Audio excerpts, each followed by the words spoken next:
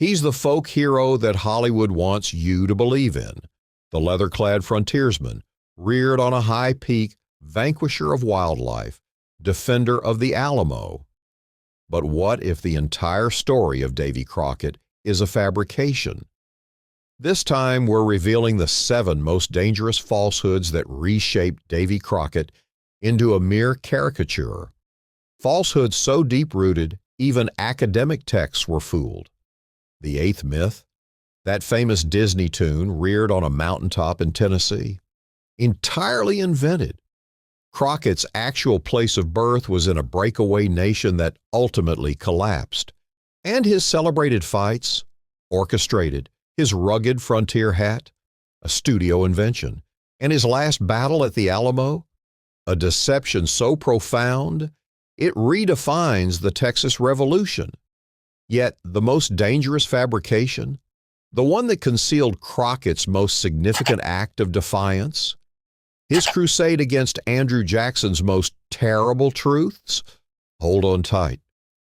By the conclusion of this presentation, your view of Disney and American history will be forever changed. David Crockett was born on August 17, 1786, near Limestone. The site is currently commemorated by a state park located in present-day Tennessee. The volunteer state rightly celebrates Crockett as a homegrown champion and native son, and deservedly so, as he served in Tennessee's state government prior to his election to the U.S. House of Representatives.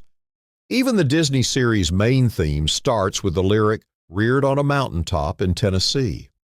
But there are 2 clear errors here. First, Crockett's boyhood home, while remote, was not located on a mountain summit. Second, the territory of his birth was not yet called Tennessee. At that time, the largely Scots-Irish settlers of the region attempted to found a sovereign state named Franklin.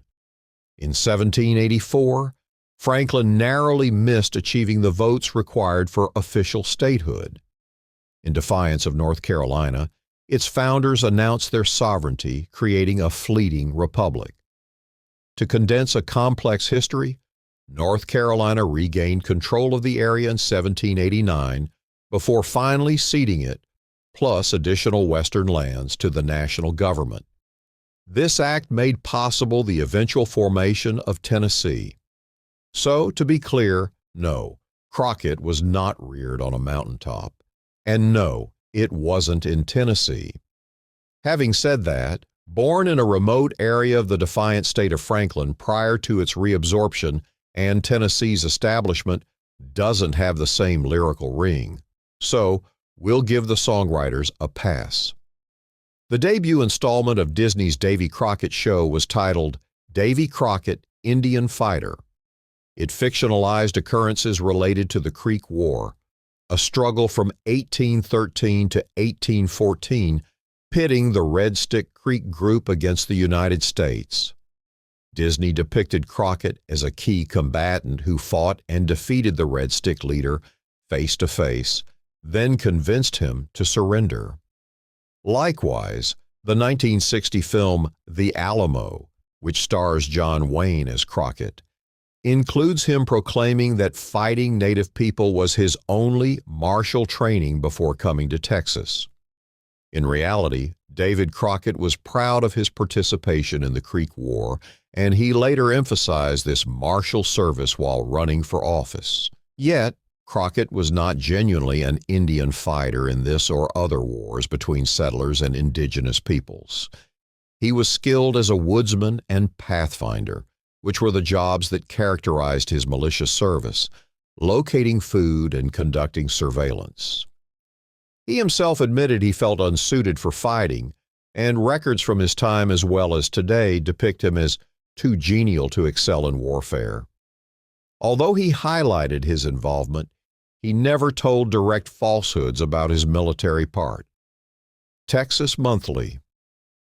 Once called David Crockett perhaps the earliest American to benefit from selling his own exaggerated personal legend. Imagine an era when a person could achieve fame just by promoting their own folklore. Frankly, that approach worked extremely well for me. While essentially honest, Crockett loved weaving extravagant stories about his life in the wild.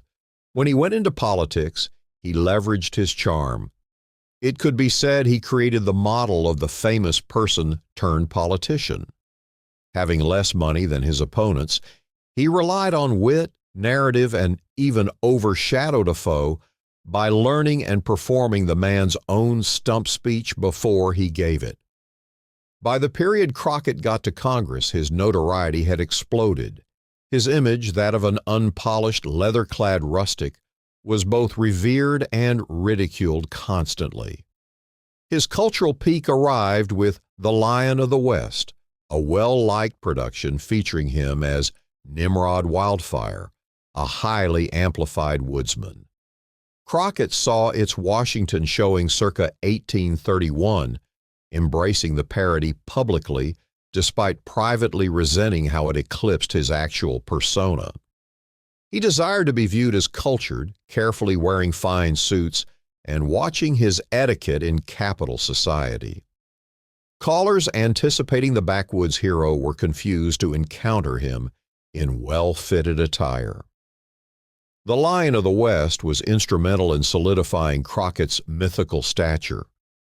Pictures from the production's advertisements and his published almanac covers forever fixed him in the popular imagination as a rough outdoorsman dressed in hides and wearing a fur hat.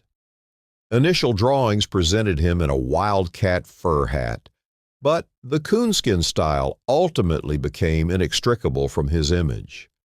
Trapping raccoons was fundamental to Crockett's legend, and if that song is in your head, you're probably wondering what else he hunted. We can't verify stories from his infancy, but yes, Davy Crockett hunted bears, a great many bears. We will conclude at this point.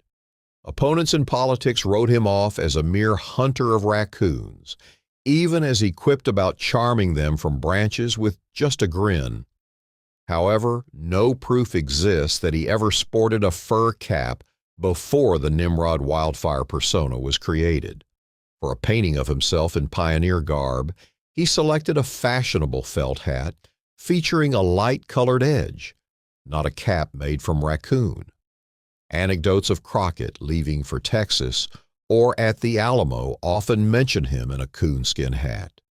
But these reports only emerged well after he had died. If we accept these tales are uninfluenced by his mythos, they suggest he only started wearing his famous hat very late in his life. In the Disney installment, Davy Crockett Goes to Congress, the subsequent episode shows Crockett's congressional loss and ruined political hopes after he disputed Andrew Jackson's Indian Removal Act. This defiance is historically accurate and was a matter of principle for him. Crockett protested the Congress's neglect in overseeing money assigned to Jackson's government. He once suggested a bill to shut down West Point, considering it a conduit directing public funds to the privileged. Concerning the Indian Removal Act, he sympathized with Native groups being forced from their lands, cautioning it would condemn them to hardship. Spoiler, he was right. Still, this particular vote was not the climax of his time in politics. Although he was defeated in the 1830 election, he won back his congressional position in 1832. Being re-elected did not improve his decidedly thin list of legislative accomplishments. Nevertheless, it temporarily made him a favorite of Whig Party officials who considered him a potential candidate for the 1836 presidential campaign.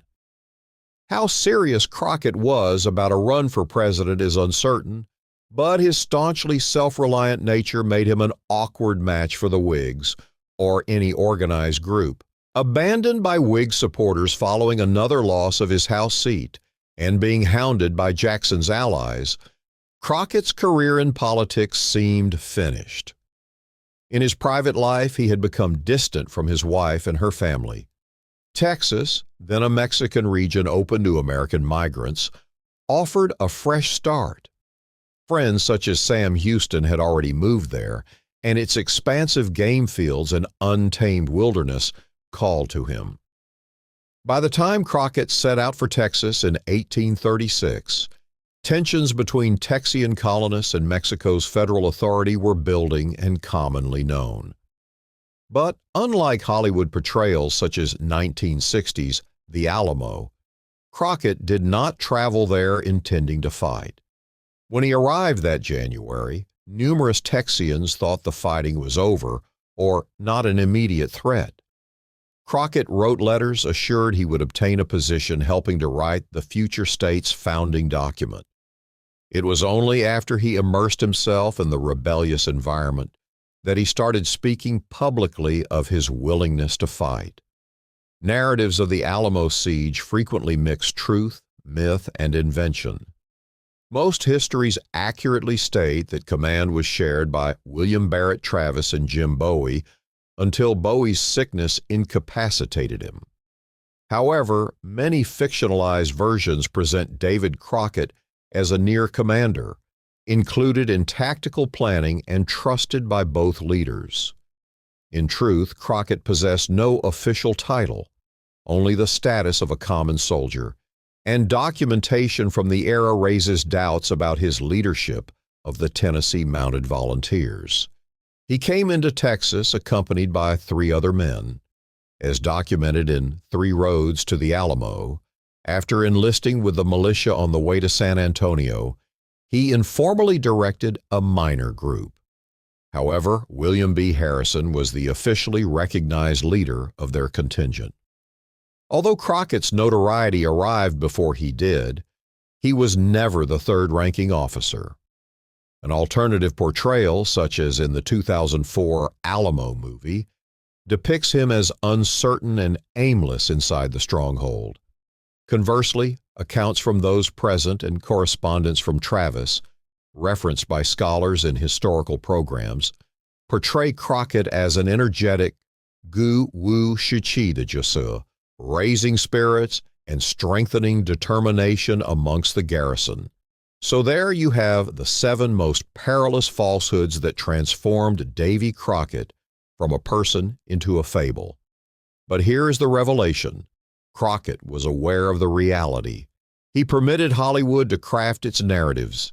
He allowed elected officials to revise his history. What was the reason? Because in a fledgling nation starved for champions, the facts were never as lucrative as the folklore. But now the decision is yours. Was Davy Crockett a champion, a counterfeit, or something considerably more peculiar, a person imprisoned by the tales he marketed to endure? Share your judgment in the comments, and if you possess the courage, pose yourself this question. What other untruths has America hidden beneath its coonskin hats and martyrs of the Alamo?